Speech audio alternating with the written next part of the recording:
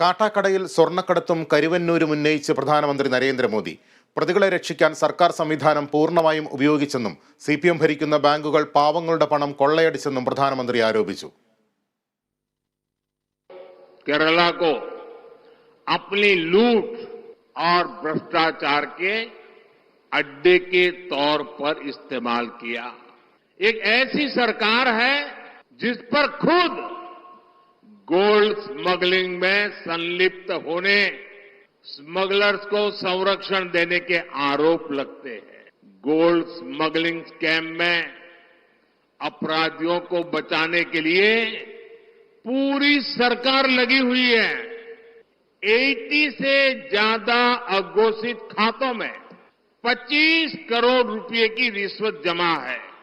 अकेले त्रिशूर के सीपीएम जिला सचिव के नाम पर 100 से ज्यादा प्रॉपर्टी खरीदी गई है। വിവരങ്ങളുമായി വിഷ്ണു കരുണാകരൻ തിരുവനന്തപുരത്ത് നിന്ന് ചേരുന്നു. വിഷ്ണു, വളരെ രൂക്ഷമായ വിമർശനങ്ങളാണ് പ്രധാനമന്ത്രി ഉന്നയിക്കുന്നത്. എന്തൊക്കെ കാര്യങ്ങളാണ് അദ്ദേഹം സൂചിപ്പിക്കുന്നത്? ലിവീഷ്, വളരെ കടുത്ത വിമർശനങ്ങളാണ് വെച്ചിരിക്കുന്നത്. സ്വർണ്ണക്കടത്തിനെ പരാമർശിക്കുന്ന ഒരു സാഹചര്യമാണ് പ്രധാനമന്ത്രിയുടെ ഭാഗത്തുനിന്നുണ്ടായത്. അതോടൊപ്പം തന്നെ കേരളത്തിൽ CPM ഭരിക്കുന്ന ബാങ്കുകളിൽ കൊള്ള നടക്കുന്നുവെന്നും വിമർശിച്ചു. ഈ സ്വർണ്ണക്കടത്തിന്റെ കാര്യം പറയുമ്പോൾ തന്നെ രാഷ്ട്രീയ കൊലപാതകത്തെ പറ്റിയാണ് കേരളം സംസാരിക്കുന്നത്. സ്വർണ്ണക്കടത്തുകാരെ സർക്കാർ സംരക്ഷിക്കുന്നു എന്നൊരവസ്ഥയാണ് കാണുന്നത്. സർക്കാർ സംവിധാനങ്ങൾ ഇതിനായി ദുരുപയോഗം ചെയ്യുന്നുവെന്നടക്കമുള്ള ആരോപണങ്ങളാണ് പ്രധാനമന്ത്രിയുടെ ഭാഗത്തുനിന്നുണ്ടായത്.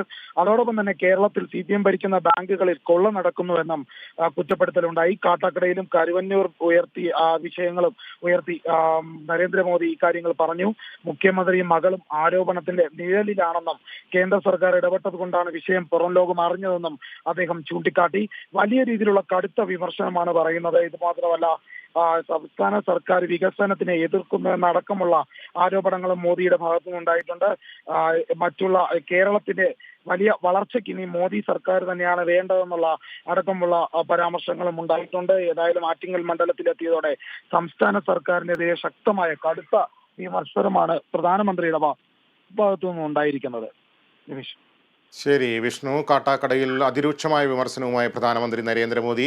സ്വർണ്ണക്കടത്തും കരുവന്നൂരുമടക്കം ഉന്നയിച്ചായിരുന്നു പ്രധാനമന്ത്രിയുടെ വിമർശനം. വിവരങ്ങളാണ് വിഷ്ണു കരുണാകരൻ നൽകിയത്.